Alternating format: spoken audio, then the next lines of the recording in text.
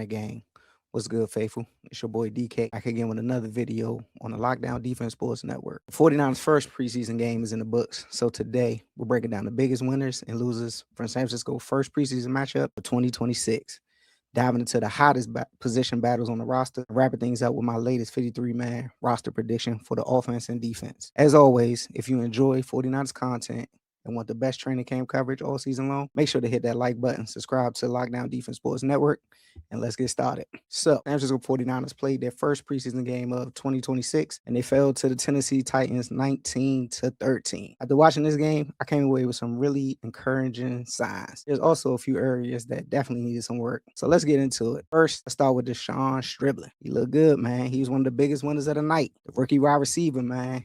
He had himself a game. The 49ers clearly made it a point to get Striblin involved early. He caught a pass on that first play, and then by the time the night was over, he finished with he had 7 catches for 63 yards on 8 targets. And it wasn't just about the numbers. We saw him line up outside.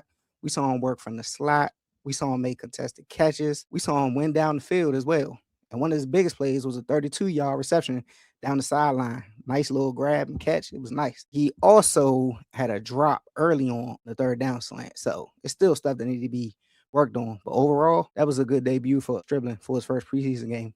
And remember, that Striblin pick it raised some eyebrows when the 49ers took him at number 33. There was a lot of people hating on that pick. I remember, I got the tweet saved too. So if you was out there hating, I kept him. I got screenshots. So you're looking for a player like Striblin to come out and show you why the organization believed in him. I think that's exactly what he did in that first preseason game. Obviously, it's just one preseason game, so you can't crown him, but I like what I see. So we may have a good young receiver right there. Another receiver that stepped up was Jordan Watkins. He played team high 58 offensive snaps and finished with 6 catches for 59 yards. That's encouraging for him, especially since last year we didn't really get to see too much of Jordan Watkins. He was always hurt, and rookie wide receivers fall in Kyle's doghouse. So I'm hoping that doesn't happen with Striblin. Back to Watkins. I think he might got an opportunity to get that wide receiver's 4 spot, especially since we're not seeing too much of Christian Kirk. Christian Kirk been injured this whole training camp, and he was somebody I thought was going to at least take the slot role.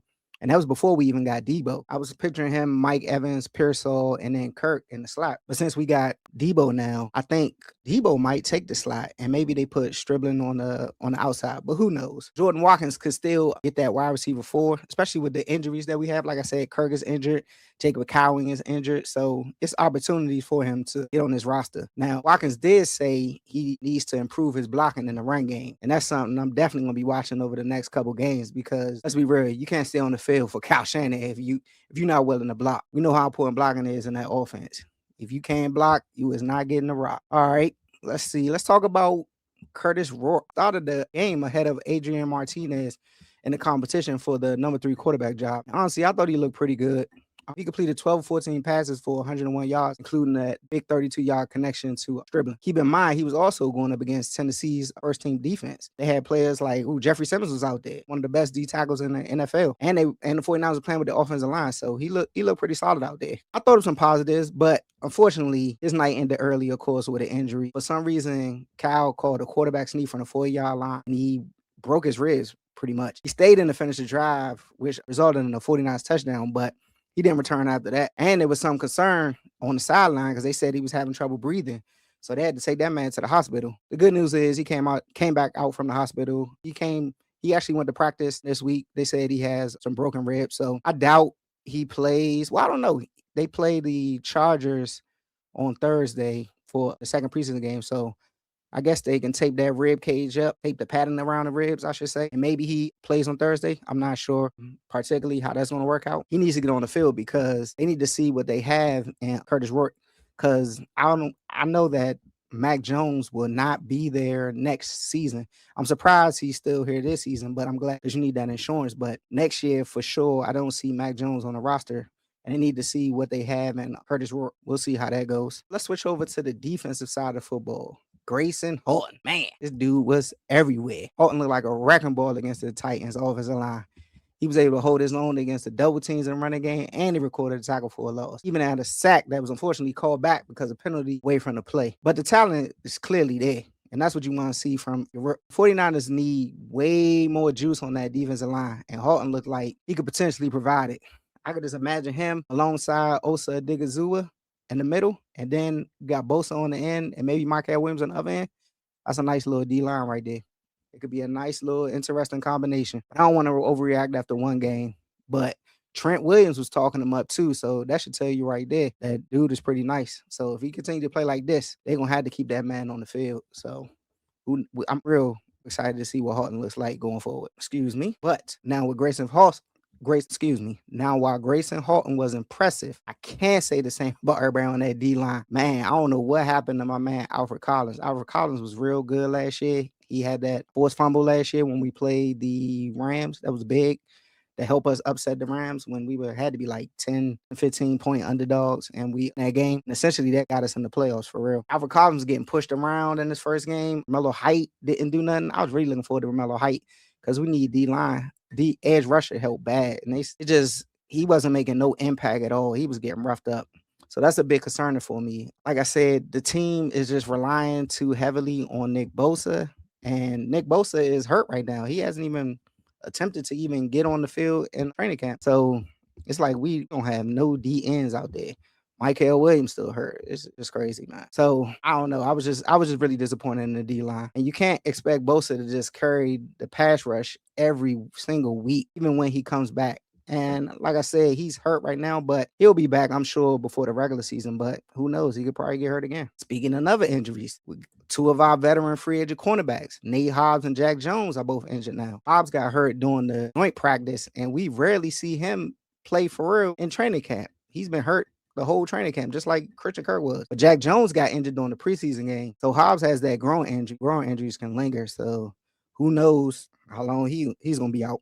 They probably end up putting that man on the PUP list before the season starts. I wouldn't be surprised if he make the team, but signed him for a nice little contract. I remember in the offseason. So they figured they might as well just go ahead and keep him on the squad is what I think is going to happen. So I figure he might go on the short-term IR to start the season. But Jack Jones, they said it was a hand injury. So you just keep an eye on that. He came back to practice this week. So hopefully it's good to go. He is definitely fighting for a roster spot as well. Like I said, the backup cornerback spot is between Nate Hobbs and Jack Jones.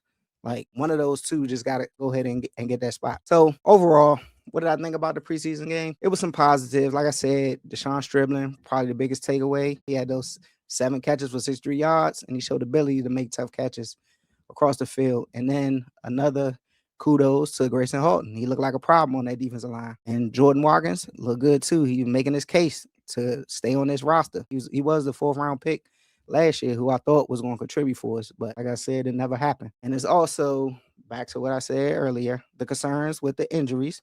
Nate Hobbs, Jack Jones, Michael Williams still hurt, Nick Bosa still hurt. So just a slew of injuries for the 49ers. Nothing new. We'll see who continues to rise, who starts falling down the depth chart, and most importantly, who is going to force out Shanahan and the coaching staff to make some difficult decisions. That's what I'm looking forward to finding out. So that's about it for that preseason game. The next preseason game is Thursday against the LA Chargers. Shout out to Coach Defense. Even though it's a preseason game, we still going to see them again later on in the season. So I'm going to talk my trash then. Let's go to the next slide, please. All right. So only one preseason game, but we definitely learned a few things about some of the position battles. And there are some situations that have me really interested heading into the next game. Let's start with the biggest concern on offense. I said it before on plenty of videos. It's the left guard position. I don't know what they're going to do with it. I'm not even going to sugarcoat this. The 49ers have real competition on their hands right now. I don't even know who their starting left guard is going to be to start the season. I thought it was going to be Connor Colby, but the 49ers moved him to right guard. He played the entire first half at right guard and didn't take any snaps at left guard, which is crazy. That tells me the coaching staff may be moving in a different direction with Kobe. Robert Jones got the start at left guard, and he was so-so. He was brought here in free agency. I thought he would be the backup to Connor Colby. So, hey, he struggles in both the run game and pass game. So I'm not quite sure what's going on. Then you have Ricky Carver Willis playing most of the second half. And the part is Willis looked better out of Connor Colby and Robert Jones. So I don't know if they're going to start a rookie at left guard to week 1 against the Rams. Man, that'd be like, shoot, if he on the left side, that'd be either, what's his name? Miles Garrett to be on that side. That'd be crazy. I don't know, man. That's the biggest position battle out there right now. I don't know who's out there in free agency, top names, like a guard they can get, or they can wait until teams do their cut down. They can see if they can pick up a decent free agent at left guard if they not sold on Connor Kobe or Robert Jones. Let's see. Let's talk about Deshaun Stribbling again. He caught my attention. Like I said earlier, he caught my attention that first game. He showed exactly what the 49ers have been excited about him for. So he got the size, he got the length. He looked like Juwan Jennings with speed out there. So I'm not mad at it. He got the number 15 too. So that's crazy. He definitely got more speed than Juwan Jennings. Let's see if he got the same type of hands and if he can convert on these third downs like Juwan Jennings used to. He was catching the ball away from his body using those long arms and just making those plays. So like I said, definitely Juwan Jennings like. So how do you keep him on the field? Like I said, Debo is going to get his opportunity. So you're going to have Mike Evans lined up on one side. And do you put Stribling on the other side, or do you put Stribling in the slot and then let Debo be on the outside? Debo's not going to beat you downfield with speed. So I don't know. I feel like they should put Debo in the slot. Debo going to be used like a running back anyway. So it really don't matter. But Stribling made a strong argument this game to just have a role in his offense. So I want to see what he does against the Chargers in the next preseason game, because I think the Chargers might play their starters. So I just want to see him go up against another starting caliber secondary and just see what he can do. Cornerback, who will be the first QB off the bench? First, let's start with my man, Ronaldo Green. I think we learned something important about Ronaldo, man. He's supposed to be pushing training camp by Nate Hobbs and Jack Jones, but Green has been cooking in camp. They say he's been locking people down. I told y'all last video, I like Ronaldo Green. He gets too much hate from the 49ers community. He is a solid cornerback. So I feel like Green has been good. So he didn't even play the first preseason game. So that should tell you right there. Kyle's like, we need to just keep him chill for right now, because you got Diamando Lenore and you got Ronaldo Green on the outside corners. So I think Jack Jones is expected to challenge him. And Jones been looking good in preseason, but football, Jack Jones is a gamble corner. So he going to gamble for those interceptions. And if he gamble and miss, is slice out. Offense scoring touchdowns regardless. So right now, I feel like since Nate Hobbs is injured once again, I feel like Jack Jones might be the backup cornerback coming off the bench. We'll see what happens. As long as he don't get injured, I feel like that's the cornerback that they'll have coming off the bench first. I think he makes the roster for sure. Like I said, Nate Hobbs, I'm not too sure about that. Defensive line, man, don't get me started. Defensive line. One of the biggest weakness for me is the 49ers defensive line and their safety. It's just safety group. It's just crazy. A surprise who jumped out though on the defensive line is James Thompson. He an undrafted free agent from Illinois. It's one of the young players you just got to watch during the preseason, because he built momentum all off season. He had a strong OTA period and he carried it in the training camp, and now he's showing it in preseason action. And then today I was reading they had a joint practice against the Chargers. He was doing really good against them as well. So he was creating problems in the run game and the pass rush, and that's exactly what you want to see from him. So he's still competing with guys like Sebastian Valdez, who's been on the 49ers for about 2 or 3 years. They usually put him on the practice squad. And Bryson Easton, I'm not too sure about him. So Thompson making a strong argument for himself. Maybe he can get on the roster, or he get released. They hide him. Hopefully nobody picks him up and they can just put him on the practice squad, because they say he's been real good. I think he could become like the 5th interior defensive lineman. So we'll see. If he keep playing like that, though, 49ers going to have to do something. They don't want no other team to go ahead and pick him up. And then the punt returner, it's a head scratcher for me, because the 49ers released Junior Bergen, and now Jacob Cowan is dealing with an injury. So the punt return position is just out there. I still don't know why they let Sky Moore go. That was the best, most consistent punt returner we had in years. Even though he wasn't scoring touchdowns, we was getting yardage. So I don't know what they was thinking, because he signed with Green Bay and it wasn't even for that much money. I feel like they could have just kept Sky Moore. Maybe he wanted to leave. I don't know. Maybe he thought he was getting a bigger role in Green Bay, which I doubt, because they always got enough receivers there, period. So I don't know. But Deebo Samuel will be taking the kickoff returns for sure. So that's going to be his job locked up. So now that opens the door for Jordan Watkins or Jacob Cowan to take the punt return job. Me, myself, I would probably rather have Jacob Cowan taking the punt returns. I don't know if Jordan Watkins is really a punt returner. But right now he has the inside track because Cowan is hurt. But like I said, I think when Cowan comes back, if he makes the team, hopefully they don't cut him.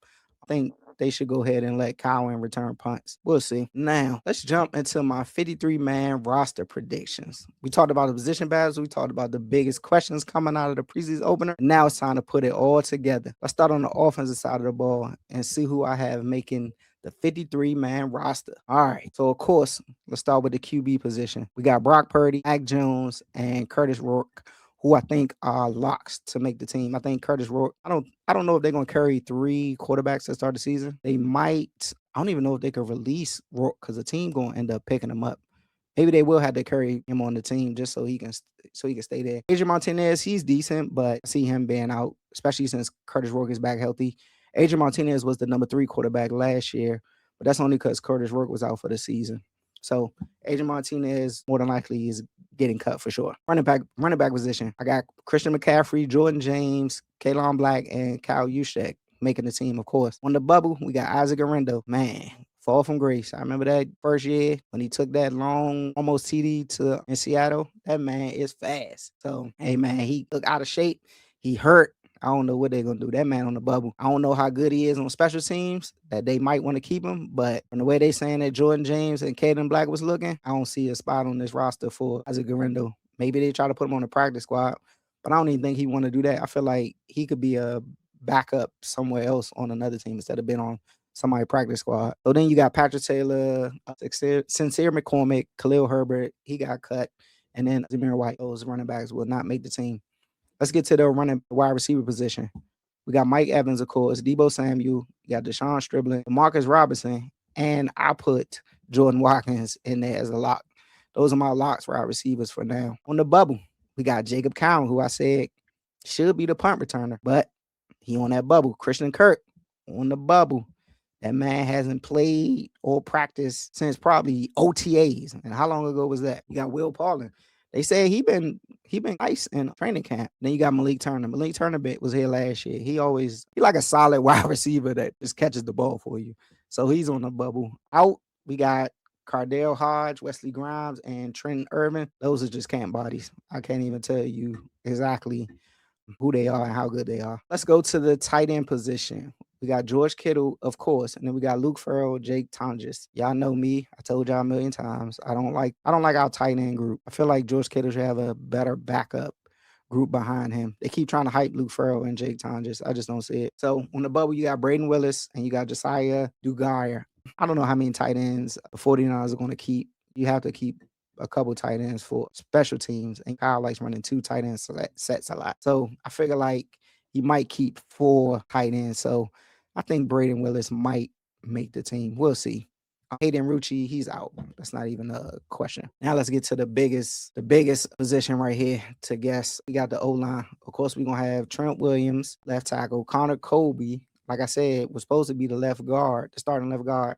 Robert Jones is the backup left guard. We got Jake Brendel at center. That's a lock for sure. Dominic Pooney, of course, at right guard is a lock.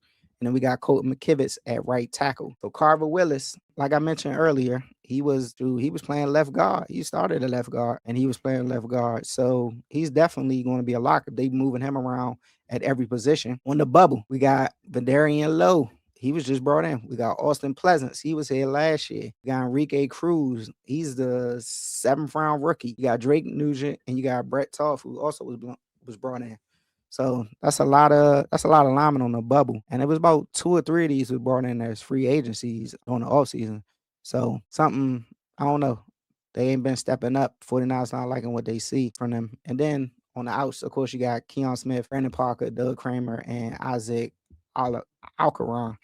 That's just some camp bodies. So with that O-line, they got to shape it up, man, because one injury, if Trent Williams get hurt, the line is already suspect. But if Trent goes down, you're looking at like, that might be one of the worst offensive lines in the NFL, man. I hate to say it. But man, they got to get some reinforcements for that. All right, let's go to the defensive side of the ball. We got the defensive line. We got Alfred Collins as a lock.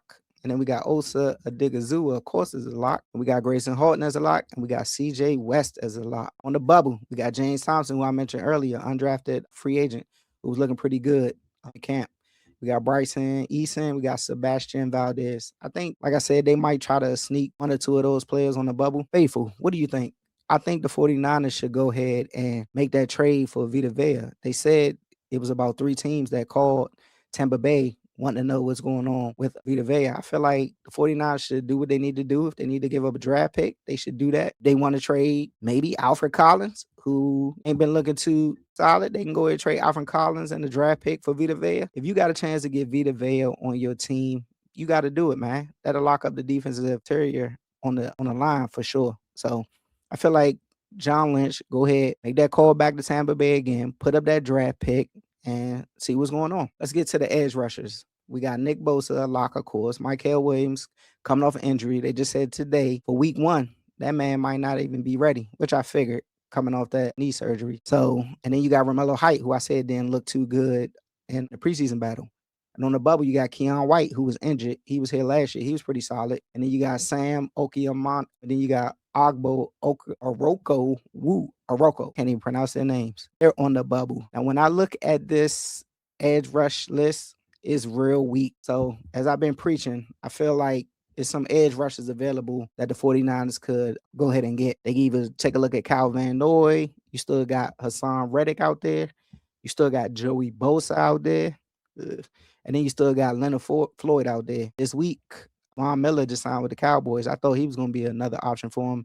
And then Zadarius Smith, I think he just signed back with Cleveland. So those was 2 decent edge rushers that went off the board. So I feel like over the next couple of weeks, Kyle and John got to sit down and they got to bring some edge rushers in this building, because you don't want to go to week 1 with a Nick Bosa week 1, and then alongside him is Romello Height, a rookie. Nah, that ain't gonna work. Or Keon White. Nah, you need somebody else on that other side. So hopefully they sign one of the free agent rushers I just mentioned. And getting cut is Quentin Bell, Titus Leo, and Xavier Thomas. At the linebacker position, this is actually one of the deepest positions on our entire squad. We got Fred Warner, of course, the best linebacker in the NFL. You got Dre Greenlaw, beast. He's back. Hopefully stays healthy.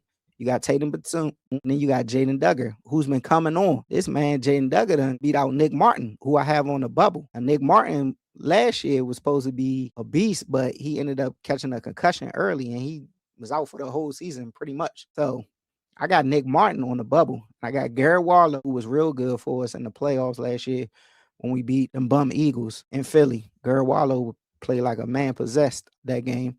And then you got Luke Gifford. So I don't know. Jaden Duggar is a surprise. That's the rookie. He's converted to linebacker, and I got him locked up already. I feel like they're not going to let that talent out the building. And they say he's been looking real good in camp, and he playing multiple positions on the defense. So Raheem Morris got that man moving around like crazy. So he might be a little Swiss Army knife type defensive player. So Nick Martin going to have to step his game up. We need to see what he does the next preseason game, if he comes out there looking like a beast or not. So I say between Nick Martin, Garrett Wallow, and Luke Gifford, it's going to come between Nick Martin and Garrett Wallow, who might get that linebacker spot as a lock on the 53-man roster for week 1. Out is Jalen Graham. He was supposed to be nice a couple years ago, but they keep bringing him in, cutting him and bringing him in, so it's just a camp body. Larry Worth, he looked okay in the preseason game, but like I said, that's just showing off for another team to pick him up when he eventually gets cut. Let's go to the cornerback group. Diamador Lenore, of course, Ronaldo Green, who I talked about, Upton Stout will be in the slot. And then you got Ephesians Prysock, who looked pretty good. Long arm cornerback. He made a nice play on a pass that Cam Ward was trying to throw in the end zone. Look good. And then I got, like I told you, I got Jack Jones as a lock for the backup UB spot. On the bubble, we got Nate Hobbs, Jacob Robinson, and Daryl Luter. Like I said, Nate Hobbs on the bubble for sure. They might put him on the short-term IR or PUP, whatever they want to do. Jacob Robinson, Daryl Luter, I'm not a fan. I can't. Every time he's out there, I know he's getting picked on, so I don't want to see that man on the team. And then Eli Apple, he always on getting cut and then brought back in. It's just another camp body. Next, let's go to the safety group. The weakest group on the team, Jair Brown, Malik Mustafa, and Marquis Siegel are locks. Unfortunately, I don't even know what to say. I do not like our safety group. I'll tell you that every video. So they're locks, because behind them, you got nothing really. You got Saron Neal and you got Ashton Davis. Oh. And then, of course, going to be out is Jalen Stroman and Patrick McMorris. Feel like that should be another trade that should happen. The 49ers need to get on the line with somebody. I don't know if Raheem Morris can make a call for him. Talk to the Falcons about seeing they can get Jesse Bates in the building. See what you can give up for Bates. Trade him Jair Brown. Trade him something. We need some ball hawking safeties in this group. I feel like, man, if that pass rush or the linebackers don't get to the quarterback, because Raheem Moore is going to be blitzing a lot, these wide receivers going to tear these safeties up, man. So I'm real nervous, man. My final thoughts for the video today are this. The final cut down date for the 53-man roster is August 30th, 2026. Then we'll find out who actually makes the roster, who gets cut, and how close my predictions were. Remember, though, when you get cut from that 53-man roster, it doesn't necessarily mean that your time with the 49ers is over. They could still clear waivers and be brought back to the practice squad if they aren't claimed by another team. But teams be scouting. They be looking at other teams' players. So it's always seemed like the opposite team be snatching up a lot of 49ers players because they know they got some talent on that squad.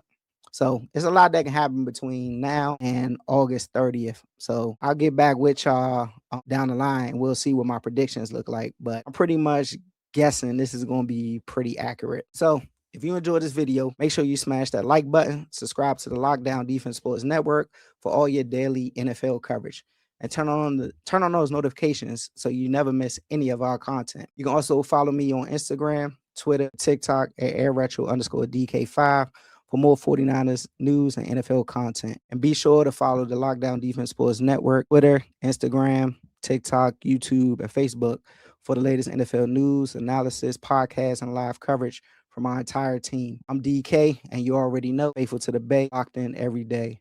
Bang. I'll catch y'all on the next one.